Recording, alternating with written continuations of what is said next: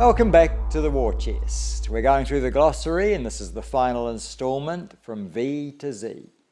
And the first word is the Virality Project, the speech/dialogue police set up to combine and create lockstep amongst all stakeholders in political correctness according to the prevailing political narrative, and to refuse all platforms, including all social media groups, to any person posting or promoting oppositional voices. It actually encourages platforms to target people, not just posts, using Minority Report style pre-crime logic, and names repeat offenders such as Robert F. Kennedy Jr., Chief Litigation Counsel of Children's Health Defence, the CHD, which posts a large volume of content, most of which is deemed reportable. This essentially marks the end of America as the home of the brave and the land of the free, for a speech police is effectively a dialogue police, and a dialogue police is effectively a thought police. This represents a fulfillment of Orwellian prophecy and is itself precisely the philosophy and practice of both the cults and the totalitarian government, which operates and survives by the very same tactics. Goodbye, America. The whole free world will miss you as you descend into totalitarianism, driven by the fear of the loss of control of the public mind by the Homeland Security's CISA, the Cybersecurity and Infrastructure Security Agency, acting in step with the Pentagon and the blessing of the Biden administration. I'm quoting Dr. Asim Malhotra. Thank you, Dr. Asim, for your insights there. W is weaponized empathy. You are saving grandma by taking the vaccine and staying home. If you love your children, you'll get them double vaccinated and wear masks to save others. To weaponize is to manipulate people by pushing on legitimate fear of contagion or guilt, or not protecting children or such like, that people are so vulnerable to. Claiming scientific consensus where it did not exist weaponizes respect for science. Exposing a cartel, if immediately labelled as conspiracy, is actually weaponizing the fear of evil forces at work. Pointing out facts can be viewed as weaponizing statistics.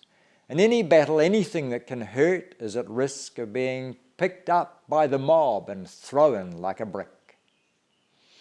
W is for Wuhan's Covid viral laboratory, the only laboratory doing gain-of-function research. That phrase means weaponizing the virus, in case you're not familiar with fudge speak.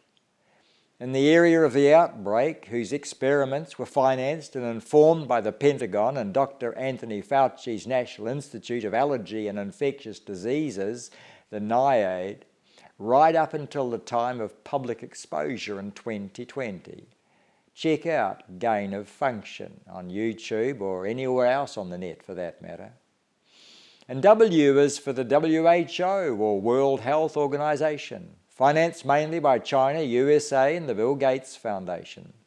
In fact, member states account for only 16% of the funding now, the rest by private and big pharma contributions, who are now calling the tune.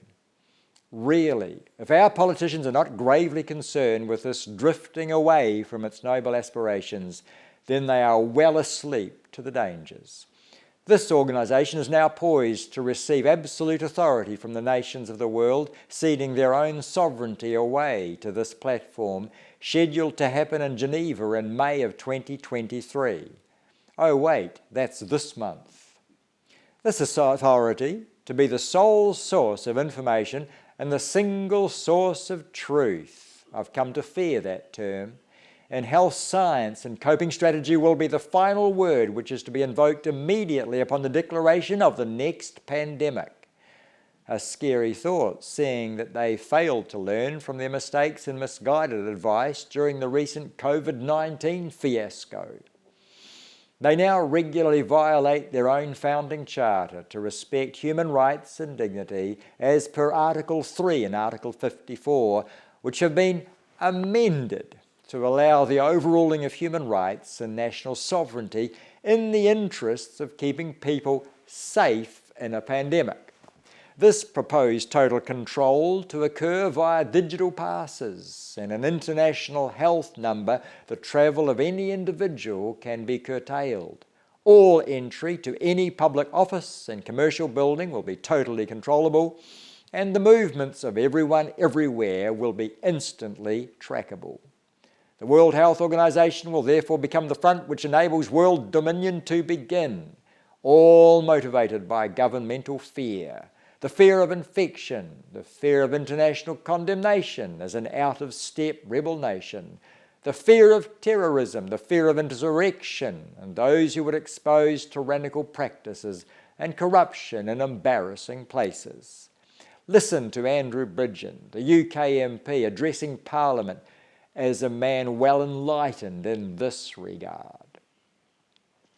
And W is for woke consciousness movement. It's a Western world phenomena, did you know? A rapidly developing ideological mindset, not culture. There is no woke culture as such, ostensibly led by those who have woken up or become conscientized, in the language of the South African black consciousness movement, to white oppression, critical legal theory, black and minority group oppression, and marginalisation.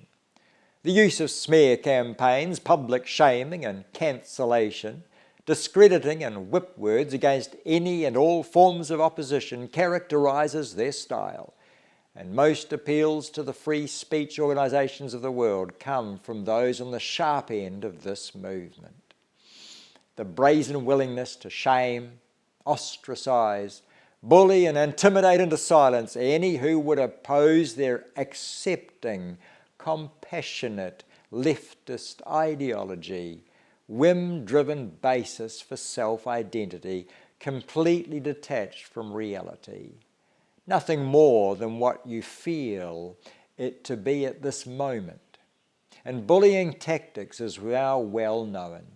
Essentially left-wing Puritan tyrants themselves, they appeal to the soft love of the enablers, the outraged rescuers of our society, yet engage in all the same forms of oppression and intimidation they purport to oppose in the white, so-called transphobic, homophobic, patriarchal oppressors, the same people who, less than 2 decades ago, were known as pillars of the community and the salt of the earth.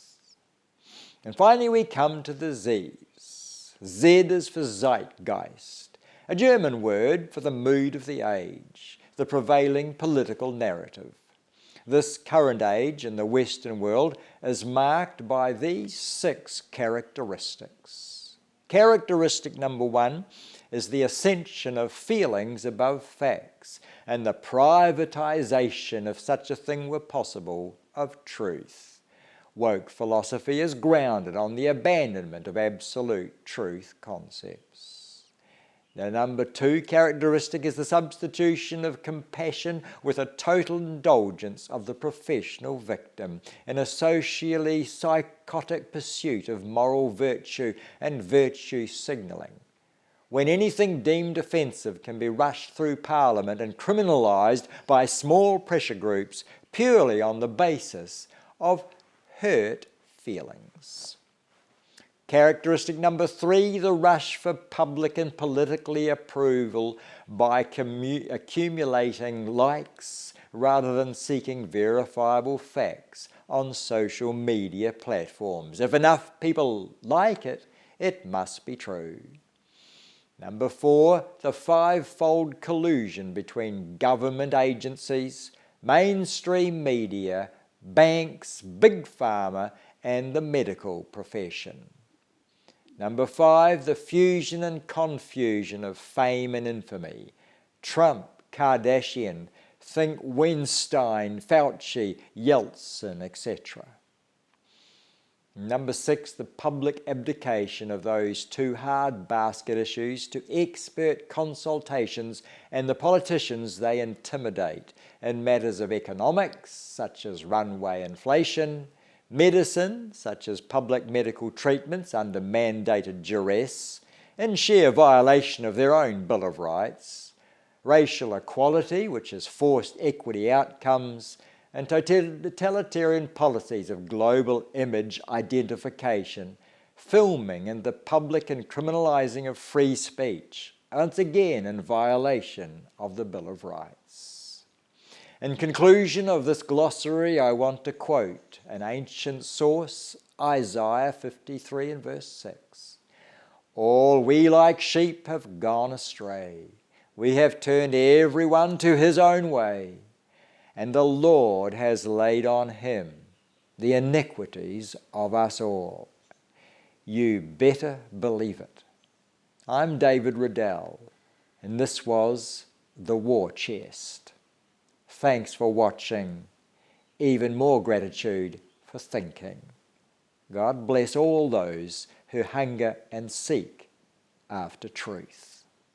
If you like what I've said so far, let me remind you that you can download the entire transcript for free. Click here and you'll be able to read it for yourself.